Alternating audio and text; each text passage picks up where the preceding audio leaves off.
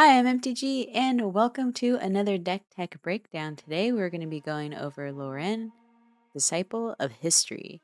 And she is 4 CMC and heckin' freaking exciting because whenever she enters the battlefield or another legendary enters the battlefield under your control, you can return target artifact card from your graveyard to your hand. And so maybe that doesn't sound super spicy because it's going back to your hand instead of the battlefield, but I think that's the only way to make this commander not like super broken. But basically what got me really hyped on her was I tested them out in Historic Brawl, and I got some really incredible like just recursion synergies where I could just, recast spells that would let me draw cards or ramp or something along those lines where, people were blowing up important threats that I had, I could just bring them back. So this commander actually is surprisingly huge for just value and of its own. And I think like it can be a little unassuming just because you're putting it back to your hand. So with this, I think you're going to get a ton of value if you can find the right balance between like artifacts and legendary creatures that you're going to cast. And so since we're in mono white, I think there are a ton of different creatures that we'll get value for, not just from, getting stuff out of the graveyard, but different artifact creatures. And we have some new cards like Myrel that dropped where they're making artifact soldier tokens when they attack. So again, there's some really powerful legendary creatures and synergies that we can lean into for our overall strategy. And then the nice part is mono white actually has a surprising amount of graveyard recursion. So it's pretty easy to have, backup commander effects if your commander gets too expensive to cast, or if you, aren't ready to recast your commander at all, then you can just put something else that is going to essentially do what you need it to do, which is get artifacts or other creatures out of your graveyard. So if you're going all in on a graveyard synergy, I think it's good to have like a couple of different wincons. Specifically, if your graveyard gets exiled, can your deck still do the thing that it needs to do? So one of the major ways I think you can do that is just add in like token synergies where you can still go wide, because we are in mono white again, so we're going to have access to cards like a Chroma's Will, where that can basically just be like one giant swing out, you win the game. Same with like Mirror Entity, you can pump all your creatures, make them really big, and swing out. So there's a few other things that we can do because we're in mono white that are outside of just, getting straight up value from your graveyard, especially if it gets exiled. So one of the main strategies that I think that I really want to lean into this deck with is just, again, utilizing the graveyard to the extent that we can for just repeat value. So this means like card draw and ramp. And there are a few cards that are really good for just getting us card draw that we would be able to get back consistently. And I'll go over that in a little bit. And then we also have to build a board state again to be able to go wide, just in case our graveyard does get, exiled and some of our key pieces are gone. So with that, I think it's important to, again, anticipate if your commander is a high removal for, target removal. So if people are blowing up, your board a lot or trying to keep you from casting your commander, it's important to have those backup effects. So I think Teshar, Ancestor's Apostle, is going to be kind of your secret commander in this deck, because whenever you cast a historic spell, return target creature card with mana value 3 or less from the graveyard. And so this will help you get stuff back like Adeline, which then could, trigger your commander again and stuff like that to get other things out of your graveyard. So I really, really love Teshar in there, and it's a super high synergy with your commander because you can get multiple things out of the graveyard if they're both on the battlefield. And then another card that I like is Scrap Trawler. I totally flipped those around. It's 3 CMC, and whenever Scrap Trawler or another artifact creature you control is put into the graveyard from the battlefield, return to your hand target artifact card in your graveyard with lesser mana value. This is essentially similar to like what your commander is going to be doing anyways, and this is a good way to get like those cards that are going to be giving you card draw or ramp effects, out of the graveyard and back into your hand. Same with like Mirror Retriever, it's 2 CMC, and when it dies you can return another target artifact card from your graveyard to your hand. So I think like those little effects are always going to be super helpful.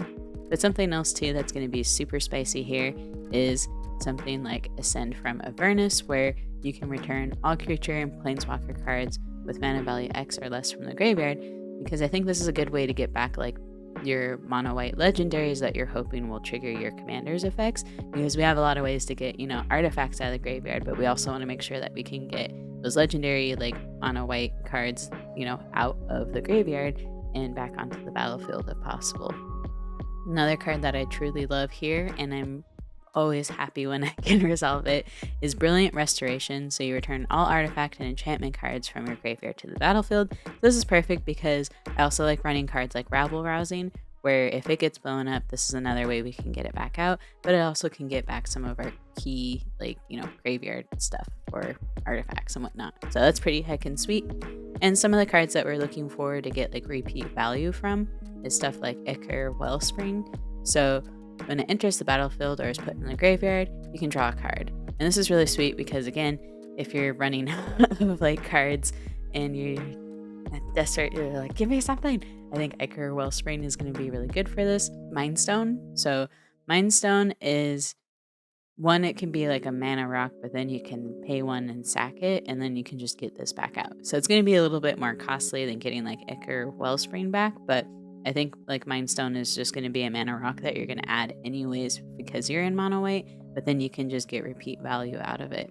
I also think Mishra Bauble is going to be really good because it's a 0-cost artifact. It'll trigger anything that cares about historic spells when you recast it, but you can get it for free back from Loran, and then you just cast this and, get your value out of it again. Same with Traveler's Amulet. I'm really curious. I know people might feel like this is just like a weak whatever card, but if it costs 1, so I like the fact that it's super cheap, and then you can pay 1 and sacrifice it, search your library for a basic land card, reveal it, and put it into your hand. So if you're missing land drops, there's a potential of you just like essentially recycling this out of your graveyard, so then you can start finding those lands and ramping up to where you need to be. So I think that would be like a fun card to try out, and maybe there are better cards with those effects, but I have a bunch of Traveler's Amulets and they're hella cheap, so I'm gonna try it out.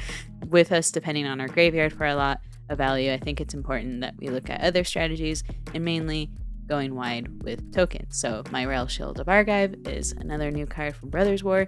You've probably seen me talk about it a bajillion times and maybe ran into it yourself a few times, but it's essentially a Grand Abolisher with the fact that during your turn, opponents can't cast spells or activate abilities of artifacts, creatures, or enchantments.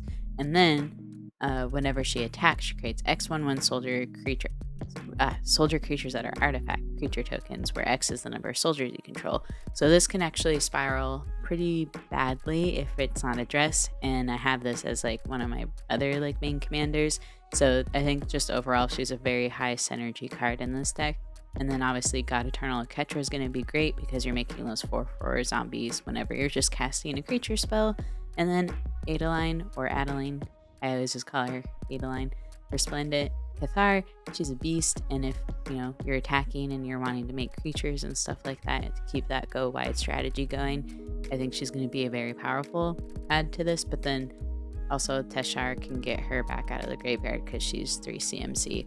So some cool new cards that I'm really excited to try out are things like Steel Seraph, and it was a beast in Historic Brawl, so I'm really curious if it's going to be equally as powerful when it is in, commander format. But basically I was casting it for its prototype cost, which is 1 colorless and 2 plains mana, so it's 3 CMC to cast it on its prototype cost, and it comes in as a 3/3, and at the beginning of combat on your turn, target creature you control gains choice of flying, vigilance, or lifelink. So I love that because if you're in a tight spot and you need to gain some life, you can go in and give something lifelink. You can have vigilance if you need to have something back to be a blocker.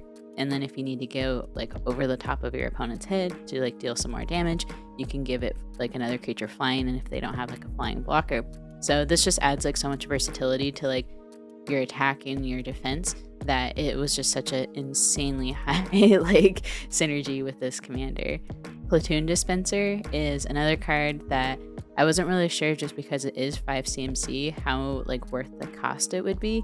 But if you look at everything it is, so at the beginning of your end step, if you control 2 or more other creatures, draw a card, and then you can pay 4 to make a soldier artifact creature token. It has Unearth, so if for whatever reason we can't get it out of the graveyard the way we want it to, we can recast it for its Unearth cost. But when it comes into the battlefield, it's a 4/6.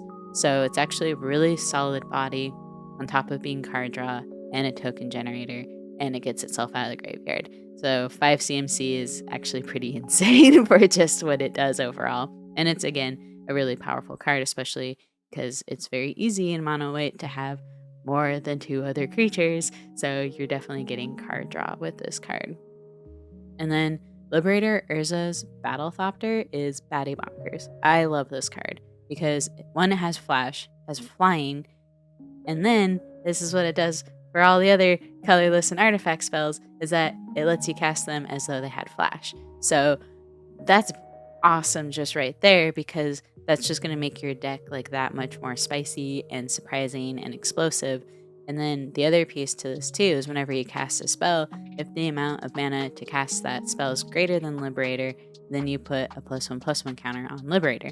So not only does it like give you more utility with your other cards, it now like also pumps itself if you cast something of higher mana cost than its current attack power. So that's really powerful. And then some other like really good stonks value like utility cards that are going to be incredible here are Low Shield Clockwork Scholar. So it's 3 CMC. You prevent all combat damage that would be dealt to attacking artifact creatures you control, and whenever one or more artifact creatures enter the battlefield under your control, draw a card. This ability triggers only once each turn. So the huge part is this is keeping your like artifact soldiers or whatever artifacts that you're attacking with alive for combat, so you can feel more comfortable attacking, but it's also giving you card draw, and that is just so powerful. And then Oswald Fiddlebender, you've probably seen this in some like competitive play because I think it is like a CDH commander.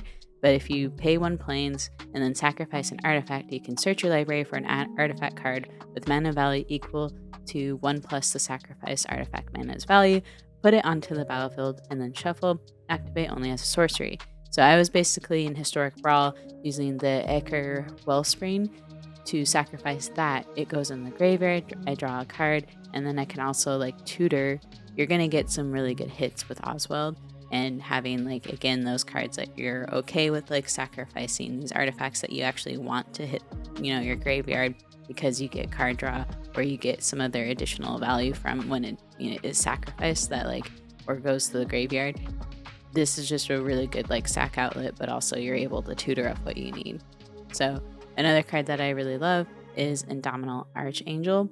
I think this is going to be super spicy because Metalcraft, if you control 3 or more artifacts you control have Shroud for as long as you control 3 or more artifacts. So this is just like a cool way to keep your stuff protected, but it's also a really good body. It's a 4/4 flyer in the air, and it's 4 CMC for all of that. So I think that's just going to be really helpful. And then some really fun cards I'm excited to try out are things like Niddle Cyst. It's a living weapon. An equipped creature gets +1/+1 for each artifact or enchantment you control. So with you, spitting out so many artifacts and stuff like that, it's gonna be pretty chunky, and I think it can do a lot of damage. And the fact that if, it gets like blown up, it's easy to bring this back. Same with like Cauldra Complete. I've been wanting to have like a deck that I felt like could really run this and it would make sense and not feel bad for casting it at its full 7 cost if it gets like, I don't know, something happens to it. I'm really excited for it because I've been again wanting to play with this card. I just didn't really feel like I had a deck that would be a good home for it. So I think I found it, and I think this one is going to be it because holy heck. What it does is it's a living weapon, so it attaches to a germ, and equipped creature gets +5/+5, has first strike, trample, indestructible, haste, and whenever this creature deals combat damage to a creature, exile that creature. So that right there, people aren't going to want to block it. The only way they can really deal with it is if they have a sacrifice or an exile effect. So I'm just imagining like this going absolutely insane, and I don't know, I'm excited to try it out. And then lastly, the commander here is likely going to be a high, removal target. So, and a lot of other like important creatures on your board will be, because there's a lot of scary creatures you can put into this commander deck. So I think it's important to consider protection and how you're going to keep your board stay alive. So I always go over stuff like Teferi's Protection, Lightning Greaves, all those kind of like, filler, like Guardian of Faith. Like I feel like I call those cards out all the time. So I wanted to throw in like a new card that a card that's different from my usual recommendations that I think would be really good here, which is Robo Stars. It's 2 CMC. Equip creature gets +0/+3, but this is the protection part. Astral Projection. If you pay a colorless and a plains, equip creature phases out. So phasing out here I think is going to be really powerful, especially if you like attach this to a germ that's, I don't know, let's say it has like Calder Complete and you have Robostars on it. So if someone's trying to exile it, you can just phase it out and it'll still keep the germ alive and stuff because it's not like you're flickering, it's just phasing it out. So I think phasing out effects are going to be a really good way to keep your stuff protected, but be aware of the new card that prevents things from phasing back in, so that could really hurt you. But I don't know, that's a white card. I'll add the picture here because I forgot the name of it, but that's just like one thing to watch out for. But yeah, overall that was kind of like my breakdown of the deck. I'm really excited because I actually did buy the pieces so I could build this out in paper, and I know I keep saying like, oh, I'm going to limit myself with commanders, but then they keep dropping these awesome mono white commanders, and I'm like, well, I gotta build something for this now. So anyways, thank you so much for watching, and I'm really curious what your thoughts are on this commander and if you have any cards you'd like to recommend. And yeah, have a good one. Bye.